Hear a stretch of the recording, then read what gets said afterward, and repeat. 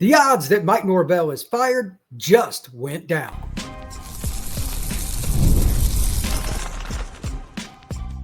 You are Locked On Seminoles, your daily podcast on the Florida State Seminoles. Part of the Locked On Podcast Network, your team every day.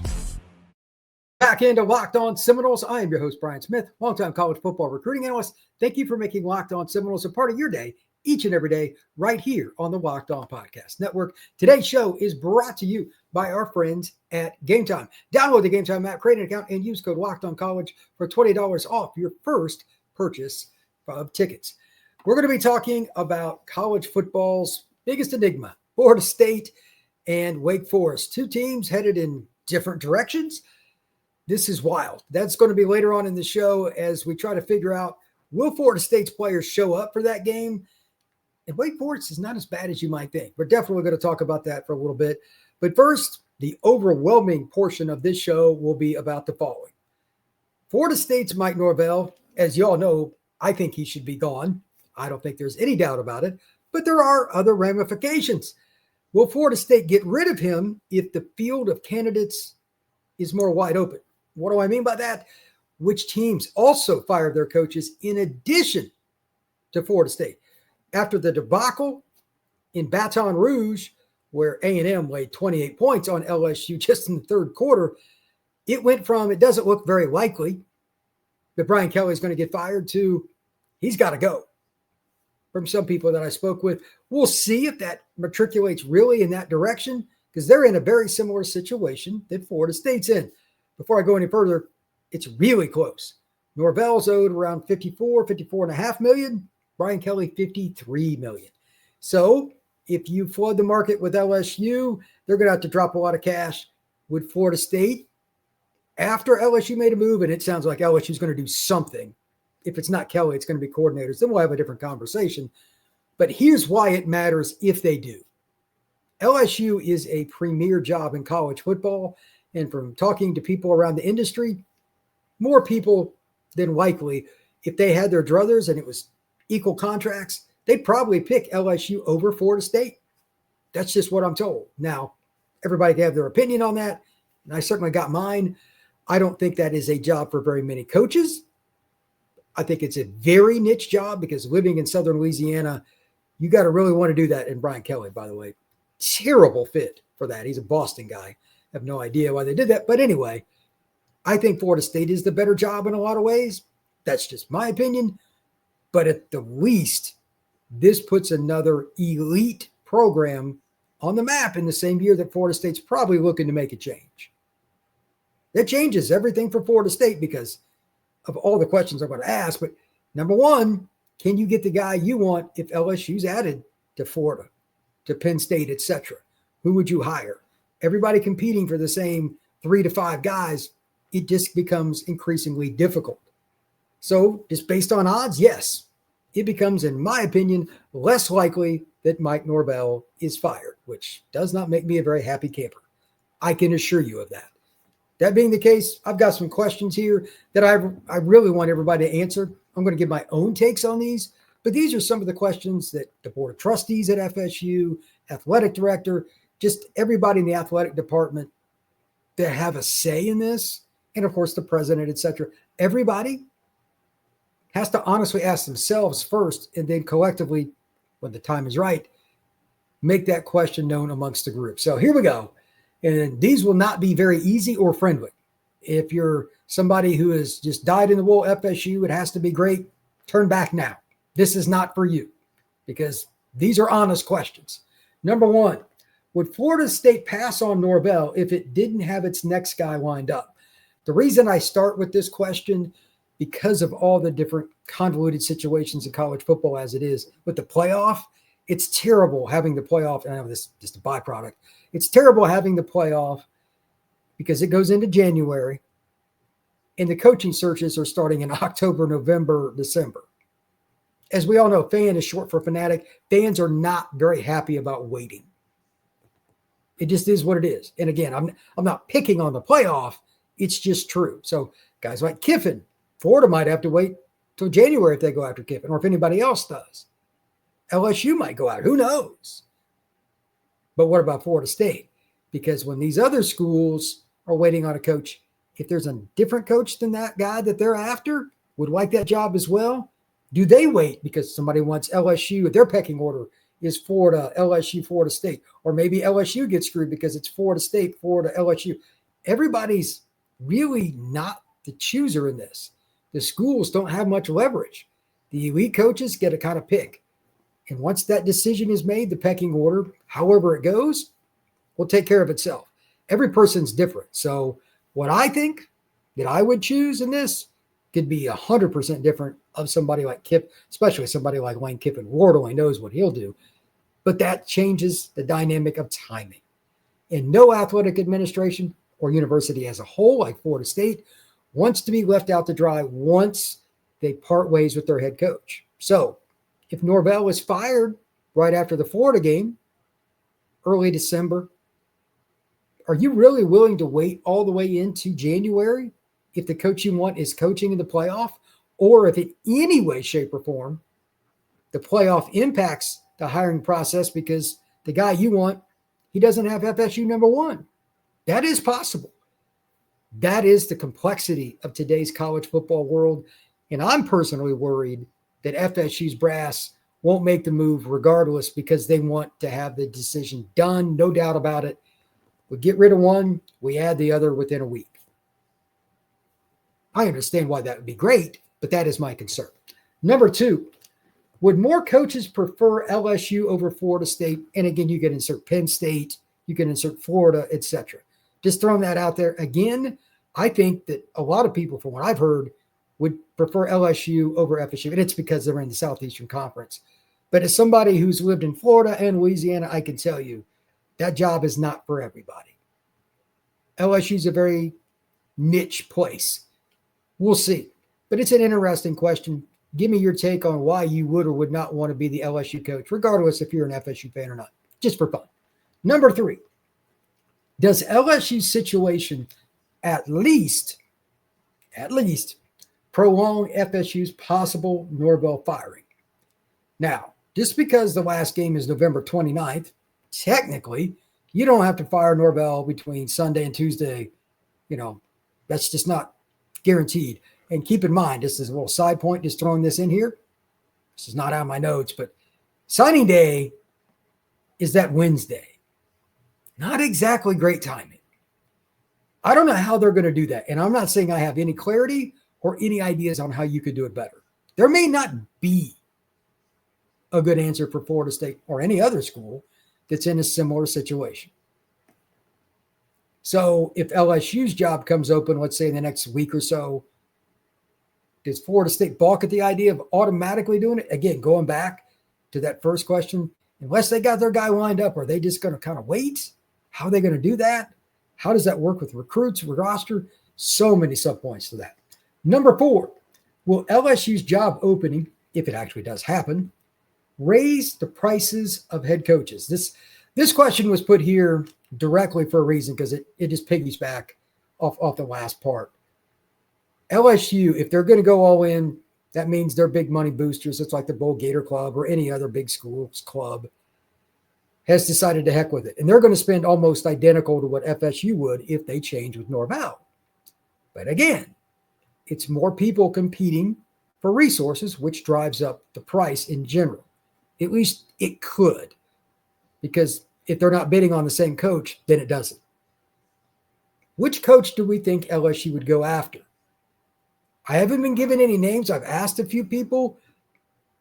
I haven't gotten anything yet. Everybody's got opinions, but I don't think Kiffin's going to Baton Rouge. I could be wrong, but I don't think so. Who would LSU go after? That is the $1 million question, because I don't think there's a guaranteed answer for Florida State either. Like, I thought about this one long and hard. I have some other ideas, and my takes will be different than fans, and that's fine. But I don't think there's a slam dunk hire for LSU. I really don't even think Kiffin's a slam dunk hire for Florida. I don't think there is an A-list guy on the market this year. So this is really touchy. And it might be one of the reasons Florida State's a little iffy about just firing Norvell. Do you even know who you definitely want?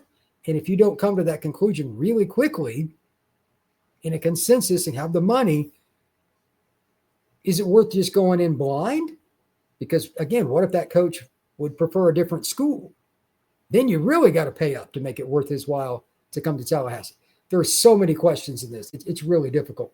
When we come back, we're going to continue on with the coaching discussion. Got a couple others that are really intriguing. Hopefully some of these don't come to fruition, but we'll talk about it next right here on Locked on Seminoles. Today's show is brought to you by our friends over at Gametime. College football is rocking. There's all kinds of stuff going on. It couldn't be more exciting overall with the tailgates, rivalries, and everything that's going on at the games.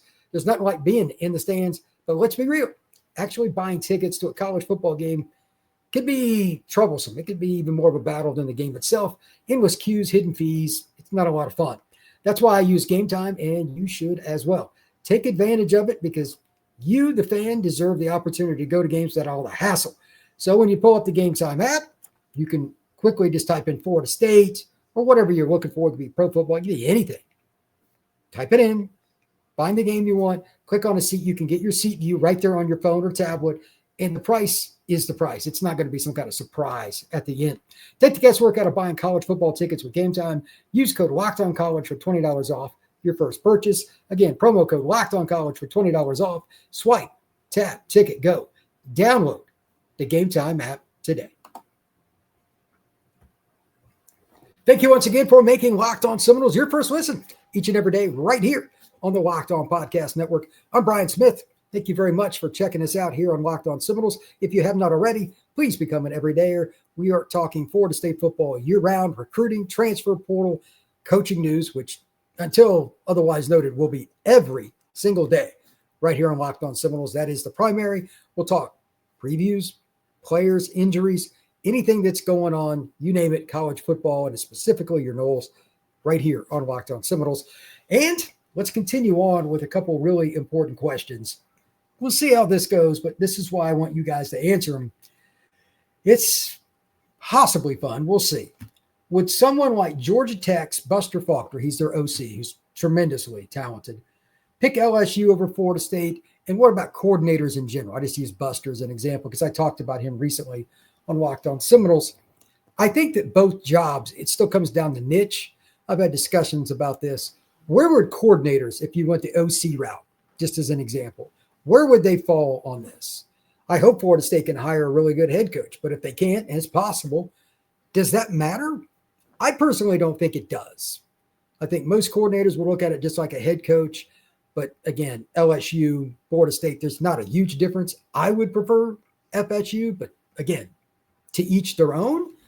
And I think that Faulkner, just him in particular, would pick FSU because he's familiar with it. And he's a guy that's coached in the SEC. That's nice. But at Florida State, they're not going to be in the ACC much longer. And it's closer to where he lives. So it would probably be, again, more proximity. Obviously, Buster lives in the Atlanta area. So it really comes down to this question. Where does the trajectory of LSU go? For those that don't know, LSU is in a state that is financially not doing the best right now. Are they going to be able to give him all the support he needs, especially after they sign all these contracts? How's their NIL going to be? It's really not much different than the situation Florida State's in. It needs to improve too.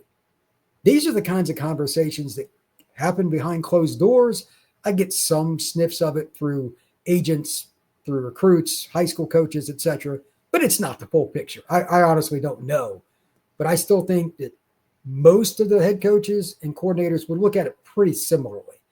Chance to rebuild a dominant program like Florida State or LSU would be great. It would still, to me, be more personal preference. Finally, is Florida State willing to get into a bidding war? There's a reason I brought up the money with the states and all that, and then went with this question. It's not a friendly one. Matter of fact, this is awkward. If you have not heard, and you believe it, by the way, Lane Kiffin is getting a $13.5 million offer, allegedly, from the Florida Gators per year. I don't know how many years or what the buyout terms would be, any of that other stuff. No clue. At some point, there has to be some sensibility. There has to be. Matter of fact, I'm going to add one question to this on top. Would you sign a coach for more than 5 years? I would not, because I think these contracts, look at LSU, look at Florida State, they put you in too much of a bind, but that's a separate question. Is Florida State willing to get into a bidding war like where they guarantee a $70 million contract or something of that ilk? I don't know. This is the one where I'm just like, depends on what the boosters want to do and how much of it they want to pay, first off. But second off, do you just, in any reason, is there any reason to be in this spot again, no matter which coach ends up being hired after Norvell's gone? And again, he better be gone. I'm going to lose my mind. But at the same time, if it's $70 million, would you go on the hook for that again? Would you? It's rough because, again, the schools don't have any leverage. I mean, it's minuscule. They don't, because if the AD / the president, BOT, they don't hire the right people, they're out. So you're kind of over a barrel. That's probably being kind, really. I just don't see any other option. There are so few coaches that are A, coveted, B, not only coveted by the people that want to hire them, but their fan base / their boosters will accept. It is really small. Probably 9 out of 10 times, the boosters aren't really that happy. It's just, this is what's available. Everybody wants the guy that's already won a national title or whatever to come to their school. Good luck with that. It's just not how it works. So with that being stated, is Florida State really willing to get into a bidding? I'm not sure. I don't think they should be, because at some point you've got to be able to, as goofy as this may sound, you got to be able to develop the coach a little bit. In Florida State, the community, Tallahassee, all that, it's a pretty good place to live, believe it or not. Shouldn't be that hard to sell it. And Florida State's got tradition. They got a stadium is incredible. Doak Campbell, what they did with the rebuild was awesome. So will they be able to use that maybe as something to offset what LSU or somebody else offered to a coach? I could see it. And the vision of Florida State is pretty straightforward. They want to be dominant in football. That's the whole reason the whole ACC stuff began and all that. I think they should stay out of it. I'm kind of talking myself into that. But if you have a different opinion and you want to share it, hit up Locked On Seminoles on YouTube, whatever. Or you can find me on X at FBScout_Florida, at me. We'll figure it out. But I think Florida State should stay out of that. Too many teams, Florida State included, are now in a really big financial bind because of these long-term deals. Just my take. When we come back, it's not quite as important as the coaching, but it could impact whether Norvell gets fired as well. For all the wrong reasons. We're going to talk about the Wake Forest game. I have a major concern about that game. That is next on Locked On Seminoles. Today's show is brought to you by FanDuel. The NBA is back, and there's no better place to get in on the action than FanDuel, the official sports betting partner of the NBA. Even if you missed the start of a game or want to ride the hot hand, FanDuel has live bets from everything you want. So the next score, fourth quarter comebacks, whatever it may be, they got you covered. Plus, you can even combine your live bets into a same-game parlay for a shot at a bigger payout. It keeps every game exciting, especially when your team's making the late push. Right now, FanDuel is giving new customers $300 in bonus bets when you bet $5 and it wins. Head to FanDuel.com, sign up, and play your first game of FanDuel, the official sports betting partner of the NBA. All right, will your Florida State Seminoles show up between the ears when they play Wake Forest? Let me say that again. Will your Florida State Seminoles show up mentally between the ears when they play Wake Forest? I'm not convinced. I wasn't convinced when they played Stanford. I talked about it all week before they played the Cardinals. How'd that go? And there were small cracks. They played hard, but there were still small cracks where you could see that there had to be some disappointing moments, let's just say, throughout the week in terms of mental preparation, film preparation, how they something. It's not that they weren't running hard. There wasn't a ton of loafs, but the mental errors in that game were a many. 13 penalties, I think, for 87 yards. Anytime you're above 8 penalties in a game, you're kind of at that point. It's just like, this is comical. It's comical. 8 penalties means on average 2 per quarter, which is a lot. Florida State was at 13. Now they come back home to play a team that we all know they're not going to be excited about playing. Wake Forest, to their credit, by the way, did win a very ugly quagmire kind of game against SMU, who I thought was going to blow their doors off. They beat them 13-12. Kevin Jennings for SMU had a really bad game. Credit Wake Forest defense, but they've got a redshirt freshman quarterback, big kid, big arm. And I do mean big arm, but he's not very good. He throws picks. He had his first couple. I think he'll probably struggle against Tony White's style. This is the kind of quarterback Tony White should eat up. He should eat up. Even though Florida State's linebackers are not very good in coverage, this scheme does not help a young quarterback. Changing where the safeties are, zone, no easy pre-snap reads because you're not playing a lot of man. This should be a defense where it gets to be a little concerning. I think the kid's name's Purdy. I haven't looked up all his stats. I'll dive into that some on Tuesday and Wednesday shows. But this should be that game. If you're focused, will they be? I don't know. Let me reiterate some of the things that I'm sure many of you that are listening to this podcast probably already know. There's the discussion about Edwin Joseph kind of blowing off Norvell, coming back to the sideline or getting into it with whatever it was. There's the commentary in the locker room that's been reported. Doesn't sound good. Like they're just brushing Norvell off when he's giving a speech. That's not good. This is going one of 2 directions, and we're going to know. One of 2 directions, and we're going to know by the end of the game, is Florida State still really a football team, or is this just a bunch of guys wearing the beautiful helmet and just riding out 25 until they transfer? We'll probably know by the end of the first quarter, barring something very unforeseen. It technically could happen a little later, but I don't think that Wake Forest is going to come out and drop a whole bunch of points with the redshirt freshman or whatever he is, like first or second year player. They're not. But if for any reason Florida State stumbles or they look lackluster, if there's some finger pointing, I could see it. And that's why I have these questions too. So besides them just being mentally ready, number 2, does Florida State change the lineup? In other words, I think it'd be a good sign if they did.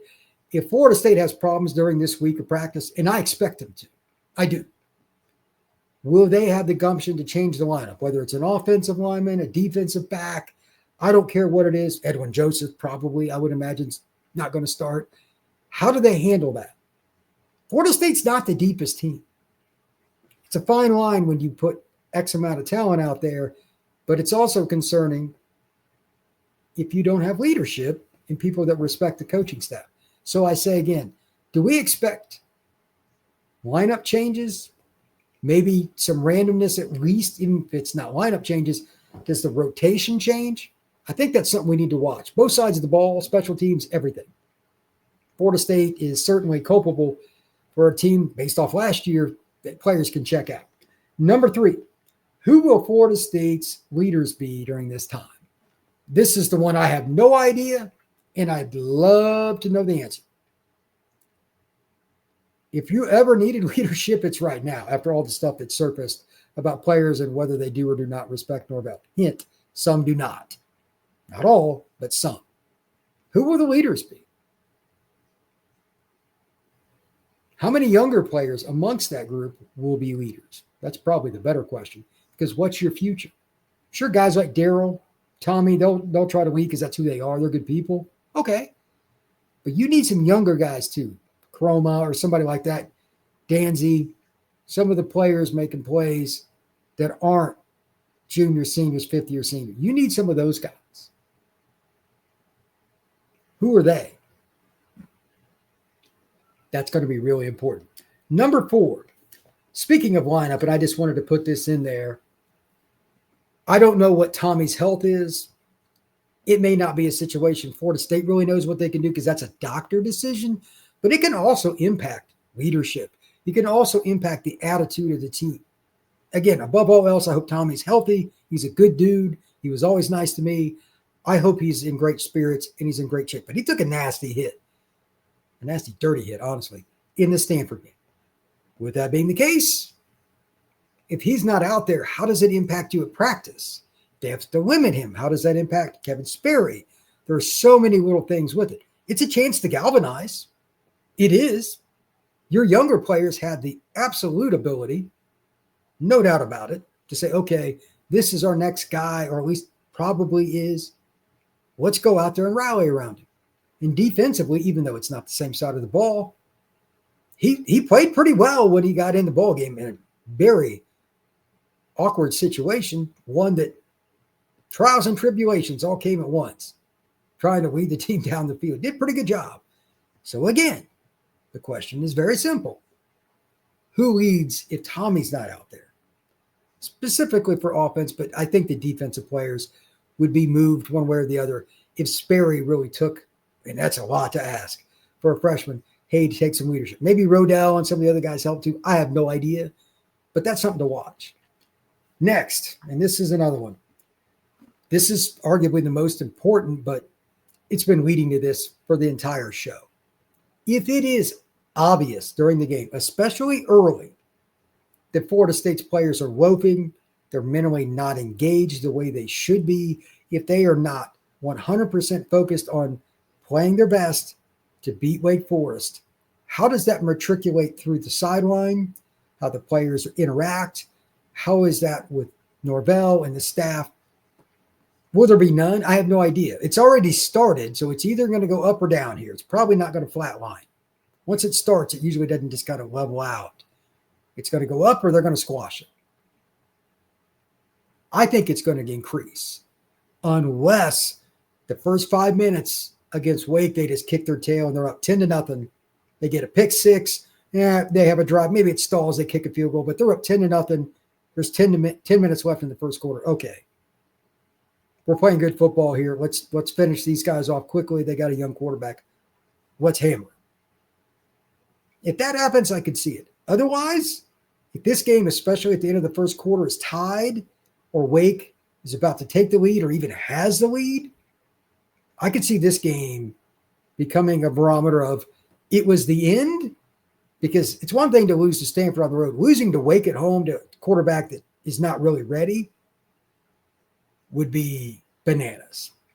If that happens to Florida State, it would be hard to recover from. And then we go back to all the stuff I talked about at the beginning of the show that puts more pressure on the administration, board of trustees, president, Mr. Alford, all the people involved in potentially making a decision. And of course, that includes big money boosters. If you're not going to make the decision after Wake, that's one thing, but it has to be a part of the bullet that goes in the revolver before you pull the trigger. Every piece of data counts. Does this game, especially again, if they're loafing and all that, if it's not, then I question the people that are the higher ups. At some point, no matter what the money is, you got to cut bait. If they're loafing, if they're disrespecting him, if it's obvious, that's got to be it, man. I'm not saying you got to fire him right after the game, but this has got to be his last season, because once that happens, it's over, bro. It is over. Let's see how that happens. Did Norvell squash it or not? I'm going to guess no. Let's see what happens. Thank you once again for making Locked On Seminoles your first listen each and every day right here on Locked On Seminoles. I appreciate you stopping in. Please hit that like, subscribe, and share this podcast. We will see you again on Tuesday for Locked On Seminoles.